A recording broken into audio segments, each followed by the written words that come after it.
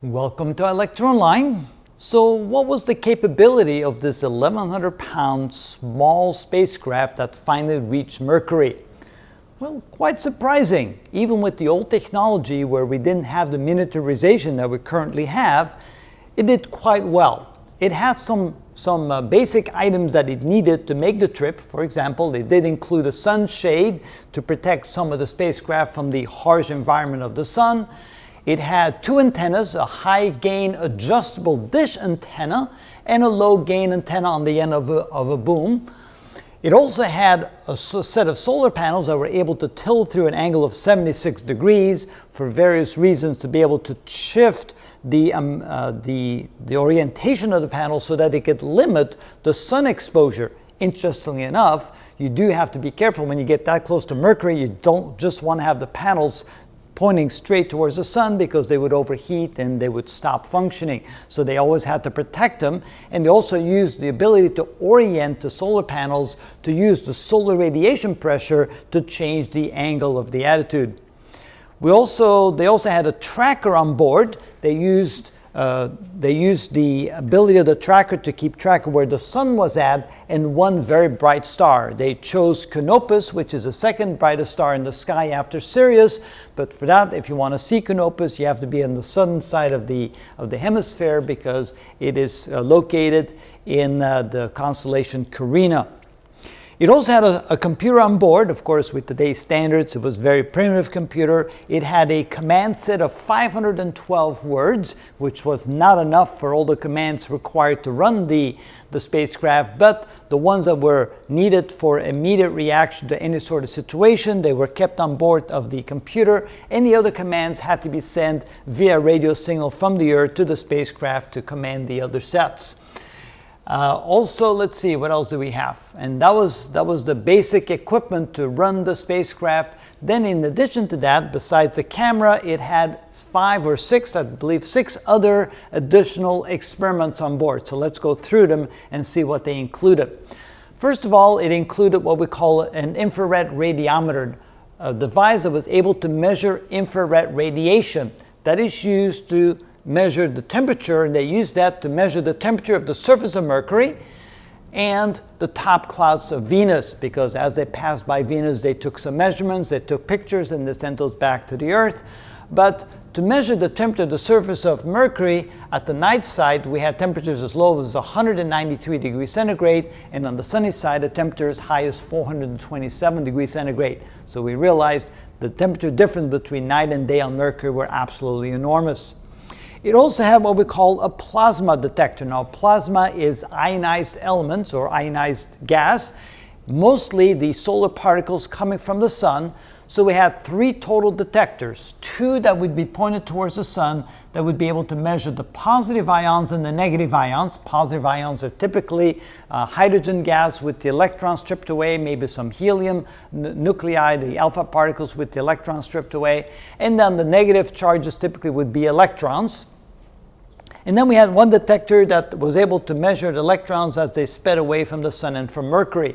Unfortunately, one of the 3 doors was not able to open, malfunctioned. It was the door which we measured the positive ions coming from the sun, so it only left us with the capability of measuring the negative particles arriving, the negative particles leaving the planet.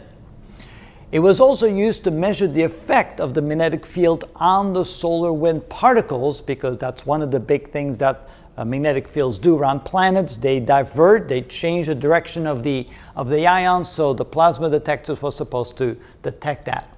It also had on board a magnetometer. Boy, that's a hard word to pronounce.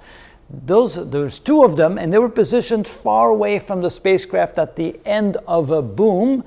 They did that to prevent the magnetic field generated by the various components on board of the spacecraft to interfere with the experiment. So they wanted to prevent interference. They put the magnetometers as far away from the spacecraft as possible in order to measure the magnetic field strength of the planet Mercury.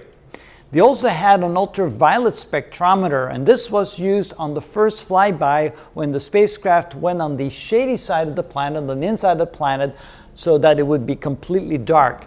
what they did with the spectrometer, they were able to measure the UV emission lines of the atmospheric components. So because there was no UV coming from that part of the planet, obviously, because the sun was shielded, they were able to pick up the signatures of the particles inside the atmosphere and thus recognizing what the constituents of the atmosphere were. Also, to measure the heliosphere and solar wind interaction. So the heliosphere is the region around the planet that captures atmospheric particles, and those particles would then interact with the solar wind particles coming in. And we were able to measure that interaction because the energies created are quite high in the ultraviolet range with that ultraviolet spectrometer. The fifth instrument they had on board was what we call a charged particle telescope. It was able to actually detect and count the number of particles. So it would point in different directions and then measure the number of particles that would be detected. Of course, you always want to have a camera, and they did have a camera. It turns out the camera was the largest instrument on board of the spacecraft. Well, it was almost 10% of the total weight of the spacecraft at 96 pounds, and it required more power than all other instruments combined. It required 67 watts of power in order to operate. In addition to that, it required heaters to keep it above a temperature of minus 40 degrees centigrade, which happens to be the same as minus 40 degrees Fahrenheit, because the camera equipment would not do well under those tremendously cold temperatures. Now, they had placed the camera kind of on the inside of the spacecraft to protect it from the solar radiation, which caused it to become very cold there on the shady side of the spacecraft. It can easily be 100, 150 degrees centigrade below zero. So in order to protect it from the cold, they had to protect it from the heat, they had to protect it from the cold. That was the biggest challenge. They had some heaters on board of the spacecraft. Turned out the heaters malfunctioned, didn't work. So we couldn't heat up the camera. So in order to keep the camera basically from freezing, destroying itself in that cold environment, they left the camera on continuously, hopefully that the 67 watts generated from the electronics on board the camera would be sufficient amount of heat to keep it from getting destroyed, and it did indeed work. The camera did function quite well. It took a total of about 7,000 pictures, which back in the early 1970s, that was quite a feat. It also had what we call an X-band and S-band transmitter. So this is basically in the microwave range of the electromagnetic radiation band. It's basically like a radar. So they bounced radar waves to the planet and back. And they used that to indicate, first of all, the density of the molecules in the atmosphere. It turned out that the density was quite low, a very tiny percentage of the density of the atmosphere on the Earth. And it came out to about 10 to the 16 molecules per cubic centimeter. That may seem like a big number, but for a density of an atmosphere, that's extremely small. It was also able to measure the mass and the gravitational force on the planet.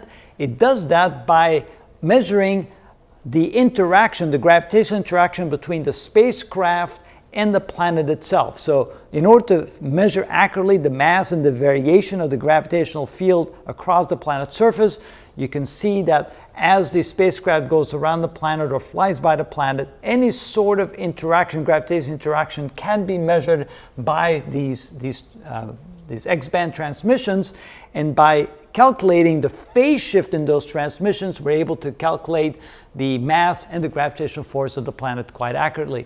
So that was the instrumentation on board of this small spacecraft, and notice it did a world of good.